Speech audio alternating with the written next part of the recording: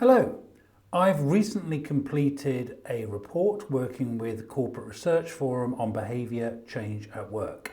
And let me tell you, there's a lot of literature out there on behaviour change, from work psychology, health psychology, clinical psychology, lots of other areas of psychology, but there isn't actually a whole lot based specifically around work or organisational psychology.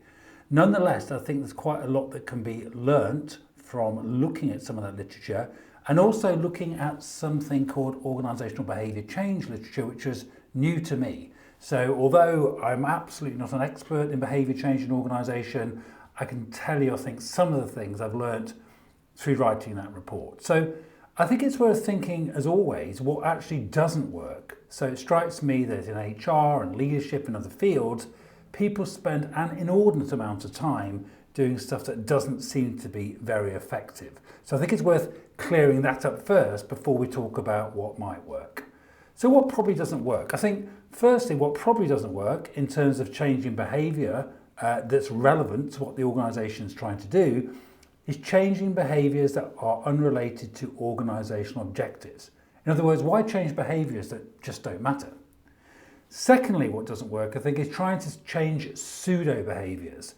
You can't change behaviours that aren't actually behaviours. What do pseudo behaviours such as being proactive, results oriented and taking ownership even mean? I would say my current favourite pseudo behaviour is actually one of Brené Brown's daring leadership behaviours, which is I make sure the energy I bring into every room, meeting or situation is aligned with my values.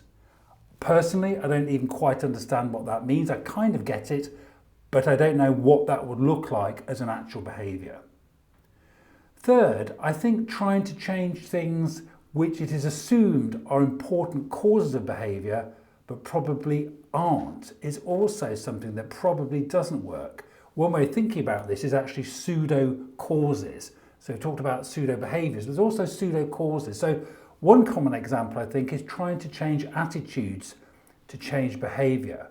From a behaviour change perspective, changing behaviours is more likely to change attitudes rather than vice versa. In other words, there's no link between attitudes and behaviour. There is, but it might be quite small, and actually changing attitudes might drive that more. And let's remember also that actually changing attitudes is pretty difficult. So I would say if you want to change behaviour, focus on the behaviour, which we'll talk about in a second, not on changing something else which may change it. Also, culture change, I think, is a good example of something that probably doesn't work in terms of changing behaviours, mainly because culture change is often defined as the way we do things around here. So culture is describing behaviour.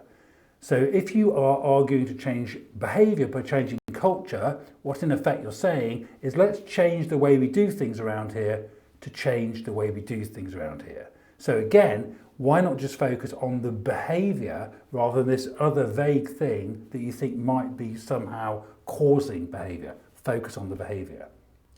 So what does work? I think firstly focusing on changing behaviours that are likely to lead to important organisational objectives. Again, why change things that are unrelated to what the business is trying to do?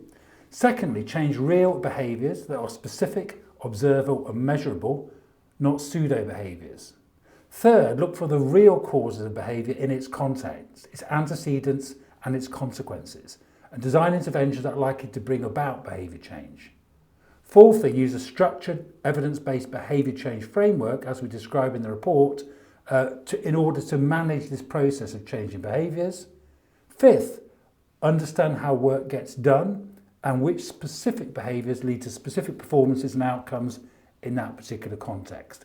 You can't manage performance, you can't manage outcomes, but you can do something to help shape and support people to engage in behaviours that eventually lead to those performances and outcomes. Six, don't assume there's a single approach or intervention that's best. It's very common in management and HR and other fields for people to say, please, please, please, what works? Tell us the thing that works. This is not that kind of field. It's too complicated. There are around 70 different theories and models about why and how behaviour changes, and over 100 different behavioural change techniques. So to use these theories and use these change techniques, you need to get into the work that's going on in the organisation, understand how it comes about, understand how it drives organisational outcomes, and then design your intervention around the specific context in which you work.